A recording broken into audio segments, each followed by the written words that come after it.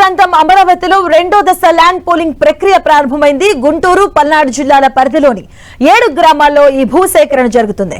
ఇక వర్ధమానులోని మంత్రి Narayana land polling ను ప్రారంభించారు. రెండో దశలో మొత్తంగా 20,494 ఎకరాల భూమిని సమీకరించబోతుంది ప్రభుత్వం. రాజధానిలో కీలక మౌలిక వసతుల నిర్మాణానికి ఈ భూసేకరణ చేపడుతుంది. ఇందులో పట్టా భూమి 16,666 ఎకరాలు కాగా అసైన్డ్ భూమి 104 ఎకరాలు, అలాగే ప్రభుత్వ భూమి మరో 3,828 ఎకరాలు. రెండో దశ భూ సమీకరణ ప్రధానంగా 7 గ్రామాల్లో జరగబోతుంది. వైకుంఠపురం, పెద్దమద్దూరు, ఎండ్రాయి, కర్లపూడి, వడ్లమాను, హరిచంద్రపురం, పెద్దపర్మి గ్రామాల్లో ఈ ల్యాండ్ పోలింగ్ నిర్వహించబోతుంది. అయితే మొదటి దశలో ఇప్పటికే 34,400 ఎకరాల భూమిని విజయవంతంగా ల్యాండ్ పోలింగ్ ద్వారా సమీకరించింది ప్రభుత్వం. ఇప్పుడు రెండో దశను మరింత వేగంగా ముందుకు తీసుకెళ్తుంది. ఈసారి భూసేకరణను ప్రాజెక్టుల వారీగా విభజించి నిర్వహిస్తున్నట్లుగా ఏపీ ప్రభుత్వం స్పష్టం చేసింది. రాజధానిలో నిర్మించబోయే ప్రధాన ప్రాజెక్టుల కోసం ఈ భూ సమీకరణ జరుగుతుంది. స్పోర్ట్స్ సిటీ నిర్మాణం, కొత్త రైల్వే లైన్ అభివృద్ధి, ఇన్నర్ రింగ్ రోడ్ ఏర్పాటు, అలాగే ఇన్ఫ్రా కారిడార్ అనుసంధాన పనుల కోసం ఈ ల్యాండ్ పోలింగ్ నిర్వహిస్తున్నట్టుగా ప్రభుత్వం చెబుతుంది.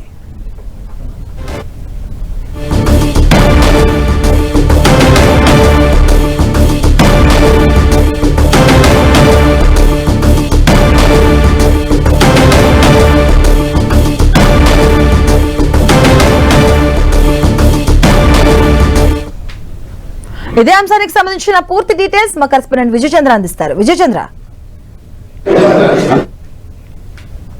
కోసం ఏపీ ప్రభుత్వం అన్ని చర్యలు తీసుకుంటా ఉంది. ఈ రోజు రెండవ విడత ల్యాండ్ పూలింగ్ కి సంబంధించినటువంటి కార్యక్రమాలను మంత్రి నారాయణ ప్రారంభిస్తున్నారు.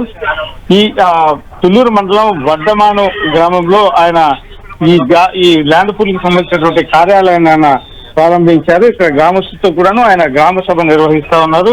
ఇక్కడి నుంచి కూడాను ఈ రెండవ విడత భూసేకరణ కార్యక్రమం అయితే కనుక మొదలుతుందని చెప్పొచ్చు. ఇక్కడ ఆ భూసేకరణ పథకం కాంపిటేటివ్ అథారిటీ వర్ధమాన యూనిట్ లో ఆయన ప్రారంభించడం జరిగింది. తర్వాత ఆయన ఈ తుళ్లూరు మండలంలో ఈ కార్యక్రమం తర్వాత ఎండ్రాయి గ్రామంలో కూడా ల్యాండ్ పూలింగ్ సంబంధించినటువంటి కార్యాలయాన్ని ప్రారంభించి అక్కడ గ్రామ ప్రజలతో కూడా దీనికి సంబంధించినటువంటి ప్రారంభోత్సవ కార్యక్రమం చేస్తారు.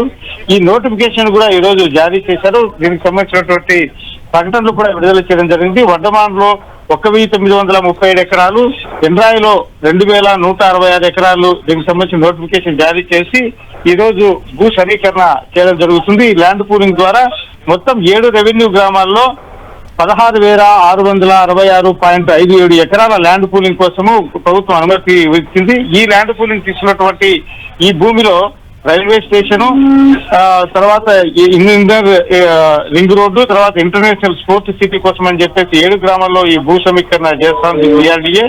ఈ రోజు దీనికి సంబంధించినటువంటి కార్యక్రమాలు ప్రారంభమయ్యాయి. ఇక నుంచి వీలైనంత త్వరగా ఈ భూ సమీకరణ అంతా కూడా ల్యాండ్ పూలింగ్ ద్వారా చేస్తామని చెప్పేసి ప్రభుత్వం స్పష్టం చేయడం జరిగింది.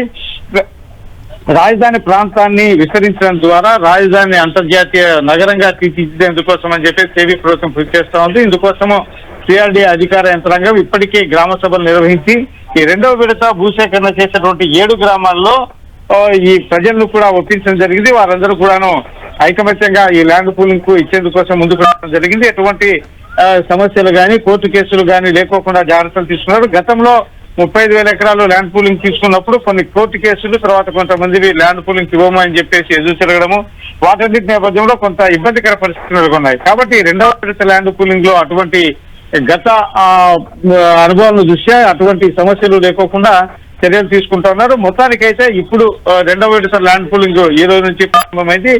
వీలైనంత త్వరగా దీన్ని పూర్తి చేస్తామని చెప్పేసి మంత్రి నారాయణ చెప్తా ఉన్నారు. Right, thank you Vijayachandra.